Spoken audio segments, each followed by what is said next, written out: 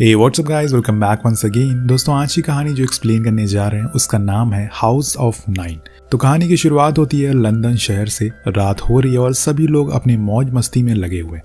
इसी बीच हम एक पैलेस को देखते हैं जो देखने में शायद किसी करोड़पति का लगता है। हर कमरे में कैमरे लगे हुए हैं, यहाँ तक कि बेडरूम में भी। जिसके अगले सीन में हम कुछ लोगों को अपने कामों से लौटते हुए देखते हैं, जिनमें से कुछ लोग कुछ स्ट्रेंजर को उठा लेते हैं और उन्हें कार में रख लेते हैं। अब कुछ लोग तो चलते ही रोड से उठा लिए जाते हैं, लेकिन किसी को कुछ किया नहीं जाता। अब कुछ देर बाद हमें पता चलता है कि लिया वो एक डांसर है और साथ में एक खूबसूरत मॉडल, उसे भी इन लोगों ने किडनैप कर लिया। लेकिन जब उसकी आंख खुलती है तो वो अपने आसपास देखती है और सोचती है कि पिछले 4 घंटों में उसके साथ क्या क्या हुआ। मुझे तो कुछ याद ही नहीं है और मैं ये किस जगह पर आई हूँ। वो बाहर जाती है और हेलो हेलो कर पुकारने लगती है, लेकिन कोई जवाब नहीं आता। जब वो कुछ देर और चलती है तो वहां उसे कुछ लोग गिरे पड़े दिखाई देते हैं, जिन्हें कल रात में यहाँ पर लाकर बंद कर दिया था। अब लिया फौरन गेट की ओर भागती है, शायद वो खुला हो, लेकिन वो बंद था और बाहर उसकी आवाज सुनने वाला कोई नहीं था। उसके दिमाग में खिड़की का जिक्र आता है तो वो फौरन ऊपर जाती है, लेकिन अफसोस कि उस खिड़की को सील कर दिया गया है, मानो किसी जेल की तरह इस घर को बनाया गया हो। वो बहुत ही ज्यादा डर जाती है और इधर उधर भागना शुरू कर देती है। इसी चक्कर में उसे पैनिक अटैक आ जाता है, जिससे कि वो वहीं बेहोश हो जाती है। अब जब उसकी आंख फिर से खुलती है तो उसके सामने फादर माइकल खड़े थे। वो उसकी ओर देखकर स्माइल करते हैं और लिया उठकर बैठती है तो वहां उसे और भी लोग दिखाई देते हैं, जिन्हें यहाँ पर बंदी बनाया गया था, या ये कहें कि कैद किया गया था। अब सभी अलग अलग प्रोफेशन के होते हैं, कोई पुलिस वाला तो कोई एथलीट, कोई फैशन डिजाइनर और एक स्मगलर भी मौजूद था जो कि सबसे छोटी थी। लेकिन किसी को ये नहीं पता कि वो यहाँ एक साथ क्या कर रहे हैं, और इनमें सामने जितने भी चेहरे थे वो सब एकदम नए हैं। इससे पहले इन्होंने एक दूसरे को कभी नहीं देखा। तभी एक आवाज सुनाई देती है जो कि पूरे घर में गूंज रही थी। वो आदमी, वो स्ट्रेंजर, इन्हें बताता है कि सभी को यहाँ पर असल में एक एक्सपेरिमेंट के लिए कैद किया गया है, लेकिन ये किसी तरह का कोई सोशल एक्सपेरिमेंट नहीं है, बल्कि ये उसके खुद के लिए है ताकि वो एंजॉय कर सके। और इस एक्सपेरिमेंट का नाम है सर्वाइवल एक्सपेरिमेंट, यानी कि जो भी यहाँ पर बंदा या फिर बंदी इस घर में लास्ट तक बचेंगे उन्हें $5 मिलियन मिलेगा और वो इस गेम को जीत जाएंगे। लेकिन उसके लिए उन्हें एक दूसरे को कैसे भी करके मारना होगा।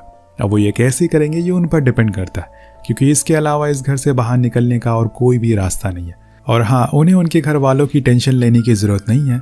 वो लोग उनके परिवार वालों का अच्छे से ख्याल रख रहे हैं, इसलिए वो फिलहाल इस गेम पर ध्यान लगाएं और खुद को इस घर से बाहर निकालें। सभी ये सुनकर हैरान हो जाते हैं और कोई कैसे किसी को बेवजह मार सकता है। फादर के तो हक्के बक्के उड़ जाते हैं, क्योंकि वो ऐसा कभी नहीं करेंगे। अब सभी के बीच में लड़ाइयाँ होना शुरू हो जाती है, क्योंकि अब डर का माहौल बढ़ता जा रहा है। लेकिन 2 लोग थे जो कि बहुत ही शांत थे, वो फादर और वो पुलिस वाला, जिसका नाम है जेई। वो दोनों सभी से कहते हैं कि हमें साथ में रहना होगा, यूनिटी दिखानी होगी, तभी हम इस घर से बाहर निकल पाएंगे, अदरवाइज सभी लोग मारे जाएंगे और किसी को कुछ भी नहीं मिलेगा।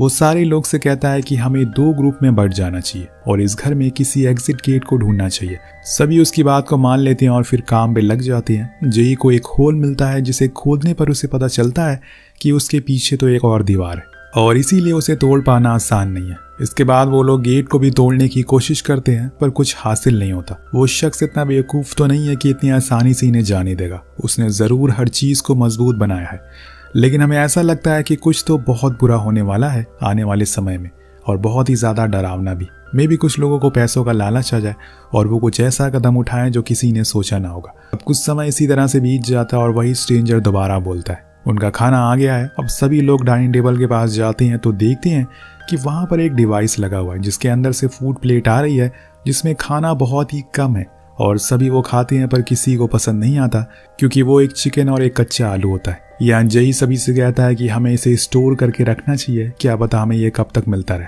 वो लोग मान जाते हैं और इसी बीच हम एक और चीज को नोटिस करते हैं कि राउडी नाम का बंदा, जो कि एक रैपर है, वो इन लोगों से दूर खड़ा होकर बैठा हुआ है। उसे कहीं ना कहीं रेसिज्म का डर लग रहा है।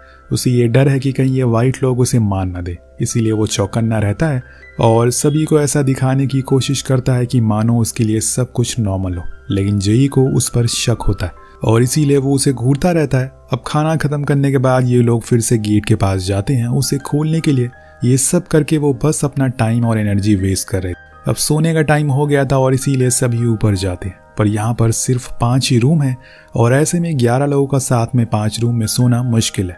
इसीलिए कुछ लोग बाहर सोते हैं, कुछ लोग अंदर। अब ये सोचते हैं कि ये अमीर लोग उनके सामने शो ऑफ कर रहे हैं। कुछ को तो लग रहा था कि ये बस एक ड्रामा है, लेकिन उसी में से एक कपल था जिसमें फ्रांसिस के बारे में पता चलता है, जो असल में एक पेंटर है, लेकिन कुछ खास उसकी कमाई नहीं होती।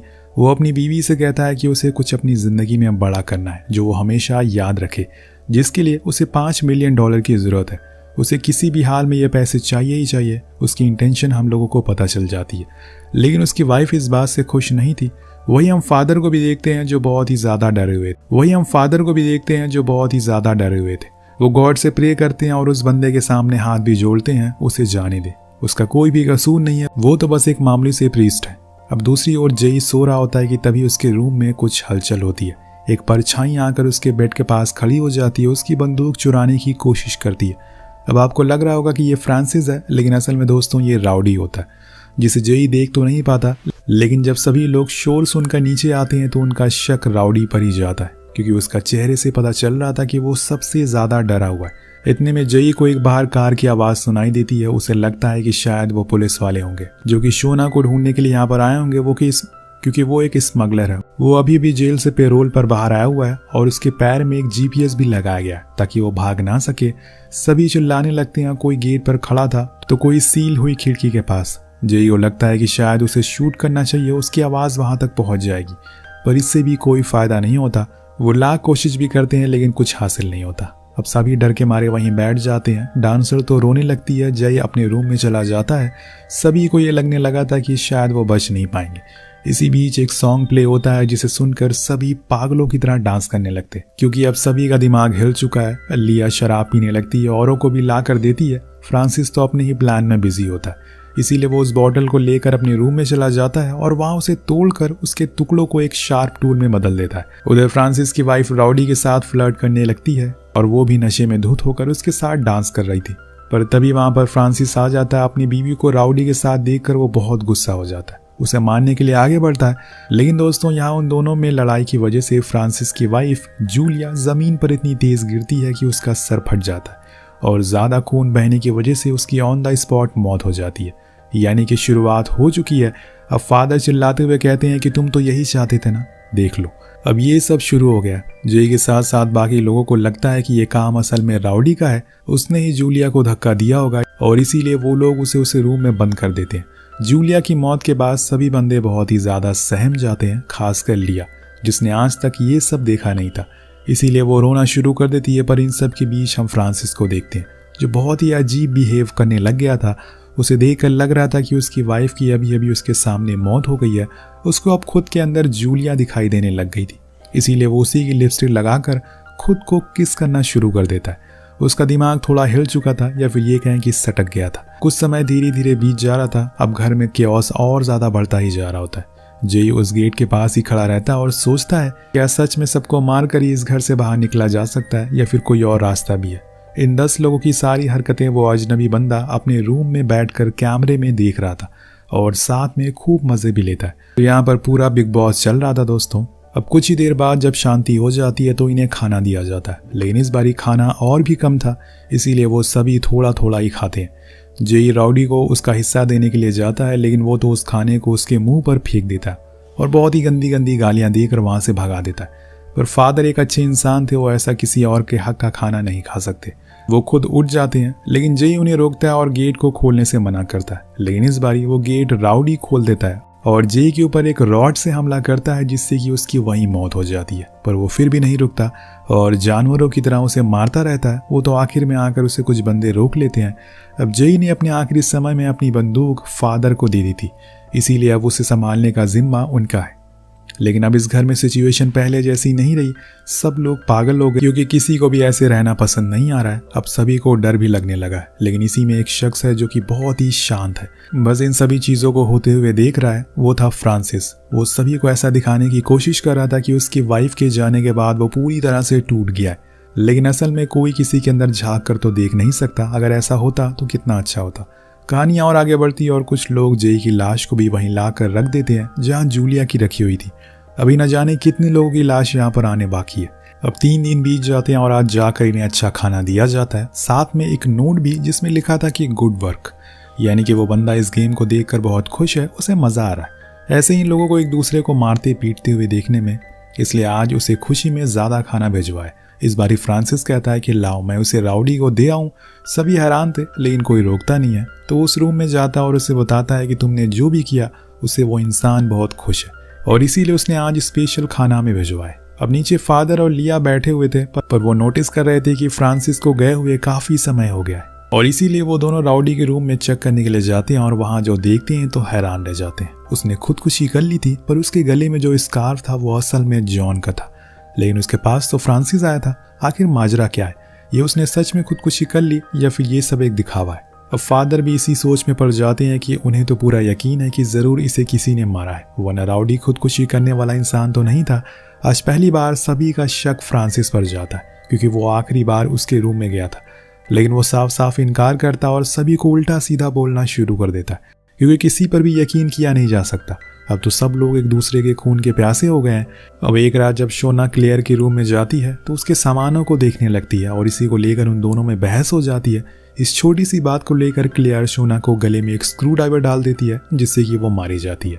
जी हाँ, मतलब सब एक दूसरे को मारने की बस वजह ढूंढ रहे हैं। उधर फ्रांसिस अब पूरी तरह से पागल हो चुका है। उसे कैसे भी करके सभी को मारना है और 5 मिलियन जीतने हैं। वो बड़ी चालाकी से लिया के कमरे में जाता है और जब वो बाथरूम में यूज कर रही होती है तो वो उसके वॉश बेसिन में एक वायर डाल देता है जिससे कि लिया को करंट लगने लगता है और अब ऐसे देर तक होने की वजह से वो वहीं मारी जाती है। इस खेल ने अब उफान पकड़ लिया था। कुछ ही पल के अंदर 2 लोगों ने अपनी जान गंवा दी थी। देखते हैं कि आगे क्या होता है। वहीं दूसरी ओर जॉन खाने के पास जाता है और उसे चुराने की कोशिश करता है, लेकिन फादर उसे देख लेते हैं और वो रुक जाता है। तभी उन्हें क्लियर की आवाज आती है। जब वो उसके पास जाते हैं तो उन्हें वहां पर शोना मरी हुई मिलती है। कुछ देर बाद वहां पर फ्रांसिस भी आता है। वो बातों ही बातों में अपना जुर्म कबूल कर लेता है, जिसे सुनकर फादर उसे शूट कर देते हैं, लेकिन वो गोली उसके हाथ में लगती है और वो बच जाता है। वहीं दूसरी ओर हमें पता चलता है कि लिया बस करंट लगने की वजह से बेहोश हुई थी, मरी नहीं थी। इसीलिए वो उठकर बाहर आने की कोशिश करती है, लेकिन बाहर तो अलग ही घमासान चालू है।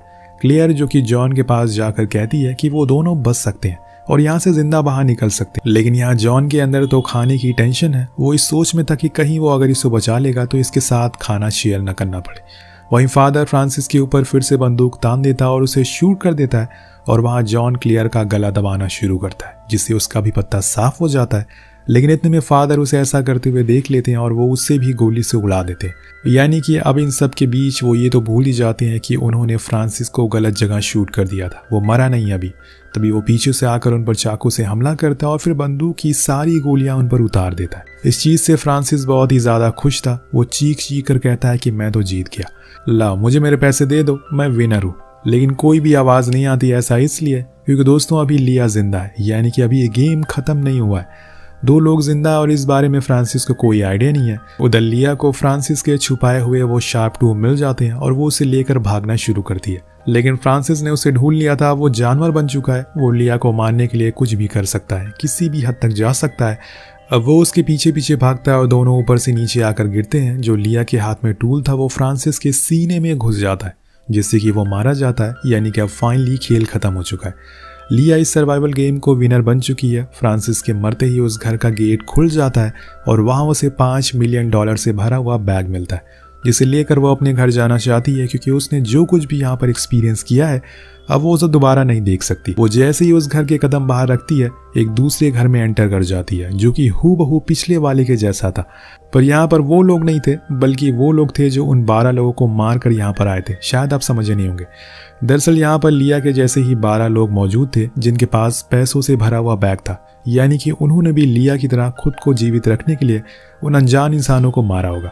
अब इतनी आसानी से वो स्ट्रेंजर इन लोगों को अपने घर जाने तो दे नहीं सकता। वो अब इन लोगों के साथ एक और गेम खेलेगा, लेकिन ये होगा लेवल 2, जो कि लेवल 1 से ज़्यादा खतरनाक होगा और इसमें पैसे भी 12 गुना ज़्यादा होंगे, क्योंकि ये लोग अब जानवर बन चुके हैं और ये अपने घर जाने के लिए कुछ भी कर सकते। पर क्या ये कभी अपने घर जा भी पाएंगे? क्या सच में लिया बच पाएगी, या फिर ये लेवल भी ऐसे ही बढ़ते रहेंगे? ये सब हमें पार्ट 2 में देखने को मिलेगा, जिसके लिए आपको 400 कमेंट करना होगा और लाइक होंगे 4000।